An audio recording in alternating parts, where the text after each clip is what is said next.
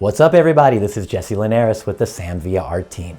You ever been faced with this situation? Guest comes in, tons of hair, long hair. She wants it to be skinny and debulked and to slim up against your head really nice, but she doesn't want to get a lot of layers. Layers is what we might have used to debulk that bottom area, but she doesn't want to have all that. She wants to keep uniform length or keep her long layers. So we're going to use detachment and some fun zigzag layering techniques that we're going to keep hidden from her underneath the occipital region. It'll create some negative space that will allow these top layers to collapse into neatly and snug up against the head a little bit more sweetly.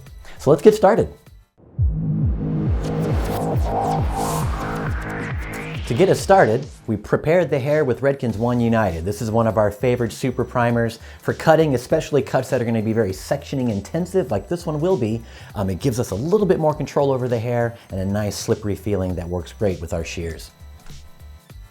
So to get us started, we're just going to peel off a section arbitrarily just underneath the crown, putting us in the neighborhood of where we know we're going to be.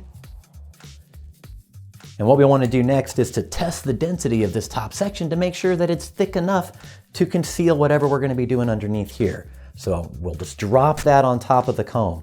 If we can see the comb quite plainly through the hair, that's letting us know that this probably isn't dense enough. We know that dry hair will kind of swell and expand a little bit and do this job a little bit better, but let's be double sure. So we'll add just about another ½ inch to that top section, going just a little bit lower on the head. What this will do for us is that it will make sure that we have plenty of hair on top to conceal whatever it is we're doing underneath. Once I have that line drawn, stay on there. We'll take a look one more time and just make sure that we're getting that good comb coverage all the way around the head. Just push that down. And we've got a pretty good coverage there. This looks like a good place for us to start.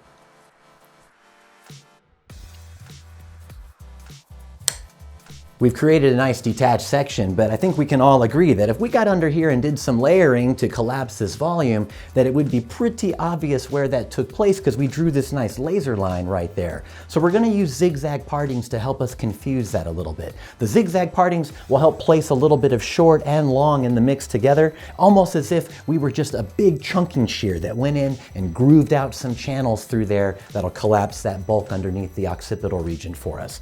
Now we're going to do this with intent and purpose, as Sam likes to say, but we're going to look at it like this. Wherever we take hair and send it up or add it back to the top layer, then that's going to be hair that stays long. It's not going to be cut as part of our detachment story underneath. Any hair that we might take from the top and drop into the bottom will be cut with our underlayer story.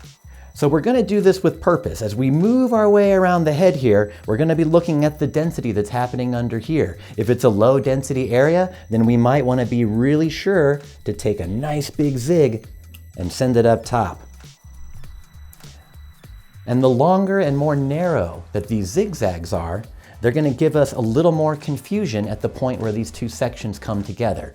The more shallow and closer to horizontal the zigzags are, the more likely it'll be to kind of show off what we've done underneath. So keep those zigzags long and vertical to really diffuse where those two sections come together. Right here, still behind the ear a little bit, so I'm going to take some hair and send that up. And as I work my way across, we just want to make sure that we're judging where we are, adding hair where we need to, removing hair where it's okay. So we'll just continue our way across the head until we get the sectioning complete.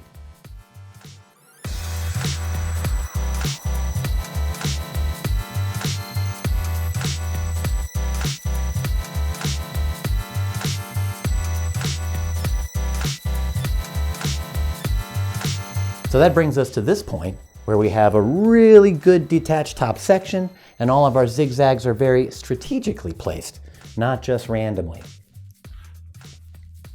Now we have underneath here this section that shows us all of these nice zigzags, and what we're going to do now is we're going to start to create our underlayer story. Just by creating a separate layered cut that happens independently of the top, it's going to allow us to create that little sense of concavity that we get from a layered cut anyway. We're just going to hide one under here that'll create that little bit of negative space, allowing the top to flow into it and get a little bit leaner in the back and hug up against the head for us, just a little bit more. Now we're going to work around the head like this, creating layer that we want it to be uniform as it works around the head, but guess what? Not all of these zigzags end up in exactly the same place. So here's a little bit of haircutting theory for us to remember, in that in vertical subsections, when we're creating layers, the shortest piece is generally going to be at the top of the section, leaving more length towards the bottom. So we're going to work with that principle as we start to create our layers here. Each little zigzag lands in a different spot, so we'll be taking a little guide for each section from the tallest part of their zigzags. So just here under the occipital, we want to create a little bit of a short layer that allows that concavity to begin to be created just under the nape. We'll find that place just under there and set a guide. Now we'll use this guide to take our first section, which would be about a normal size section that we could work with comfortably anyway, to that second knuckle. And that's about the same size of section we're going to use as we work our way around the whole length of the bottom of the head. So first cut, we're going to elevate in a vertical subsection horizontally. Here's our first guide. So as I comb this up, I really want to leave as much length as possible, so maximum elevation will be what we need. As we elevate up, really compress the hair against the head. And what that does is it ensures that we're able to get the hair with as much elevation as we possibly can from this area. When I see my guide roll out, I'm going to go ahead and make my first cut. Now I bring this back down. And it will look a little bit terrifying to us because it seems like we disappeared a whole lot of hair, but that was the point of the zigzag partings, was to preserve this for us. So even though in this low density area behind the ear, we may get a little bit of a flitter flatter in our heartbeat, we know all of this is coming back to set it back. Moving on to the next section here, I'm going to take a guide from the next zigzag, and I'm going to match it to the guide that we used before. Because even though these are coming from different places, they can all land in about the same zone if I cut them independently. So this first one lands right about there. If we come over here and find that guide, make it stop in the same place. So even though this might appear a little bit shorter, it's designed to live and crest in the same area, keeping uniformity to that sense of concavity that we're going to create. So once we know these two layers are landing in about the same spot, we're ready to take our next section.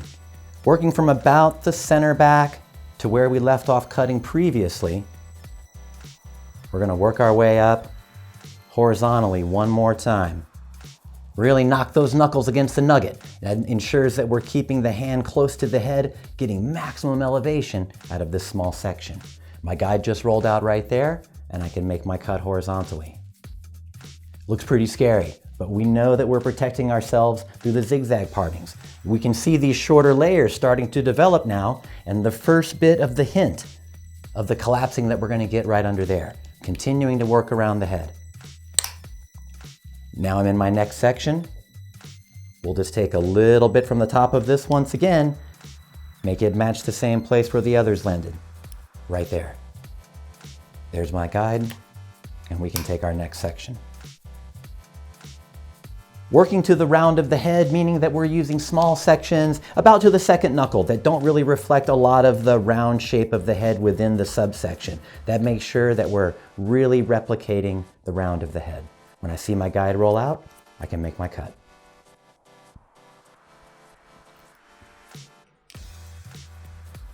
We've made it to the last section.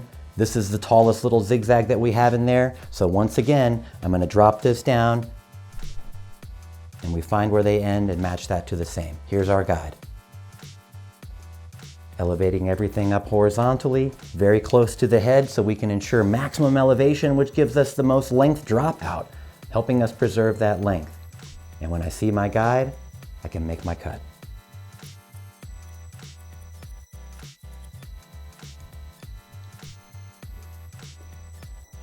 Now, before I go any further, we want to really make sure that we've got what we're looking for under here. So we're going to pause on our haircut just for a second and polish this up a little bit with our blow dryer and just make sure that we're getting everything that we need before we drop the top down and lose it all forever. Okay, just back from the blowout, here's what we got. What we were looking to see was that there would be a collapsing of volume that happens here under the nape, which is going to allow those top layers to fall in there a little bit. Let's take a better look. So we can see the channels that were created by those areas that invaded the top, creating those short little bits that are living right there and creating that nice layer story for us in the underneath. Now what we're going to do is just drop the top back into the mix. We want to see how these long bits that are going to fill in these gaps right there are going to tie all this together so sweet for us. So let's give her a quick blowout and we'll be right back. Now we're back from our blowout. What we really wanted to see here was that this shape would just get really lean through here. It's still very long, not a lot of layers going on in the shape, but we have a nice shapely silhouette that just lets us know that that's not going to pile out for us anymore. Now let's just have a look at the dry result. Somewhere around here, we're going to be able to open this up and see the two layers living side by side. And you can start to see one peeking out right there.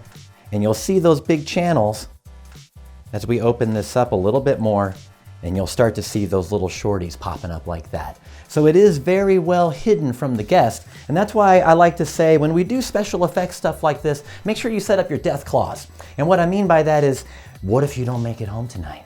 You know, and then she's gonna go somewhere else for the haircut next time, and someone else is gonna pick this up and wonder what was going on. They might even call it a bad haircut. So I'm a big believer, we're a big believer, and make sure that we explain what we're doing to the guest for a number of reasons. Number one, it lets them know and they're informed on what's happening on their head. Number two, you're gonna look like an expert of your craft. And that's something that we always want our guests to take away with them, is that confidence in us and our technique as we endeavor to make their lives better through hairdressing. So let's just recap what we did here. We disconnected or detached a section arbitrarily at first because we wanted to test the waters, as it were, to see where would be a safe place to cause that detachment. So we finally ended up finding our sweet spot somewhere in the back area, and then we used zigzag parting selectively, adding hair to the top to keep it long, dropping hair into the bottom to cut it short, and making those decisions strategically in accordance to a design plan, and not just zigzagging to separate one area from another. So as we did that, we created huge empty channels of hair that exist in the underlayer that allowed this top section to drop in very neatly into the negative space that we created down here. So what happens once again, friends, is that we're looking for just debulking a long shape, making it look a little bit skinnier as she keeps all of this instead of going in and layering stuff just to remove bulk from the bottom. Well, we hope this information was interesting for you at least, and we really hope that it's going to be useful for you in your adventures behind the chair. As always, look for us on social. We have tons and tons and gazillions of videos and great content for you to help you out in your adventures behind the chair. Again, this is Linares with the Sam Villa ArTeam. See you guys on the road.